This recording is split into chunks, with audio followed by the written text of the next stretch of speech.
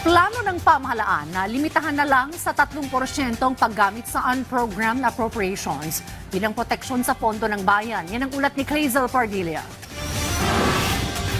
We will not allow the unprogrammed appropriations to be misused or treated as a backdoor for discretionary spending. We will make releases charged from the UA transparent, providing the necessary details on the funding source and the corresponding purpose. Alinsunod sa direktiba na yan ni Pangulong Ferdinand R. Marcos Jr., binabalangkas na ng Department of Budget and Management ang Philippine Budgeting Code na magsisilbing gabay sa masinop na paglalabas at paggamit ng pondo para sa unprogrammed appropriations. Bahagi ito ng taunang General Appropriations Act ng Pilipinas na nakalaan para sa mga programa o proyekto na pinupondohan lamang kung may dagdag kita ang pamahalaan o foreign loan at grant. Hindi ito pondong ginagasta ayon sa sariling desisyon ng isang opisyal o ahensya ng pamahalaan.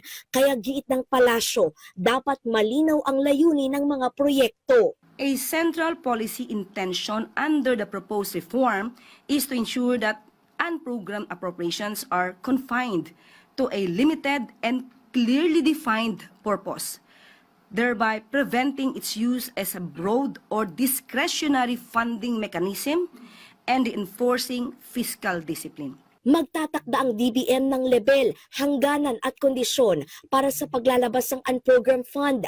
Pag-aaralan ng economic team, dadaan kay Executive Secretary Ralph Recto at aprobahan o rerepasuhin ni Pangulong Marcos. Ang tiyak, sabi ng DBM. The DBM's position is to adopt a more prudent and disciplined approach by setting the level of unprogrammed appropriations at a rate lower than 5% of the total national budget based on historical data and fiscal trends. Nasa 150 billion pesos ang unprogrammed fund sa nilagdaang 2026 national budget, pinakamaliit simula noong 2019.